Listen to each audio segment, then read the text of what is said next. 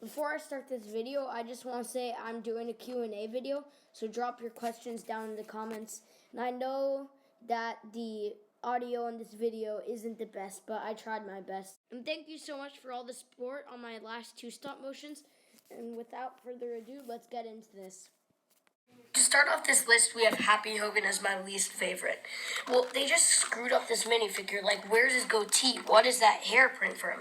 He was the only character who actually made sense to come in the Stark Jet because Spider-Man never wears his suit at that part of the movie. Mysterio's not in it, and Nick Fury is also not in it. They just screwed him up, which is just really upsetting. Next up, we have this firefighter. Like, why would they make this a Far From Home minifigure? They should have just taken Nick Fury out of the Stark Jet and replaced him with this guy because that would have made much more sense. Like, at least do like Betty or Flash or somebody, just not this boring firefighter who nobody even cares about. Number 9 on this list is Maria Hill. Like, that face print does not really fit her, and she's just kind of a boring character. All of these pieces were already used in other sets, so they should have done something else with her. Like, this is not a very good minifigure for her. Now we have Hydro Man, and I know a lot of people would disagree with this decision. This is just not Hydro Man. In the movie, he has like a big head and big arms, but here he just has like he's just like a minifigure with a huge like water buildup, which just looks really weird and awkward. We have the normal Spider-Man. This is just, he should have been way more low on this list because this is in his blue suit, the exact same in Homecoming. Like, why did they do that? He comes in the Stark Jet and the Museum Break-In, but in neither of those, he has this suit on. He has the black suit on. Why would they just not make it the black suit? I know in this camera and it looks like the black suit, but this is actually the blue suit. Just why would they do that? He has a lot of web accessories, which I guess are kind of cool. But, well, like, at least just make him in the right suit. This is just weird. So now we have Peter Parker's Night Monkey suit.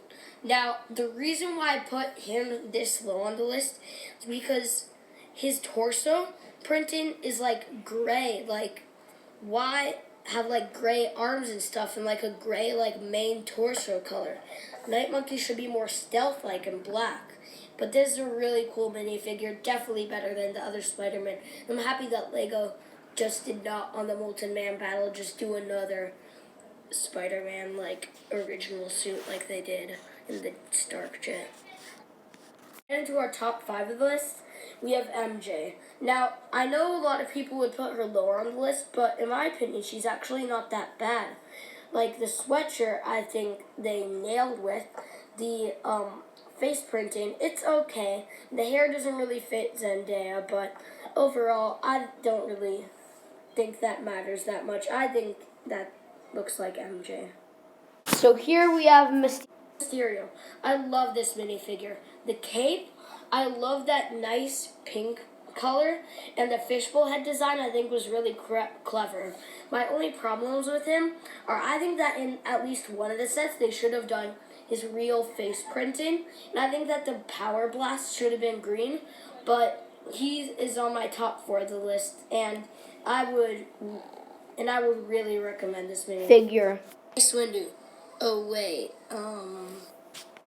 now we have Nick Fury. This is by far the best LEGO version of Nick Fury they've ever released. I think they nailed with him. My only complaint with him is they put him in the wrong set. Like, they should have replaced him with the firefighter and Molten Man battle because he's not in the Stark Jet, but that's not that biggest problem. This is a great minifigure. Now we have Peter Parker as my second favorite on this list. Now, that torso printing will be really useful for mock designers.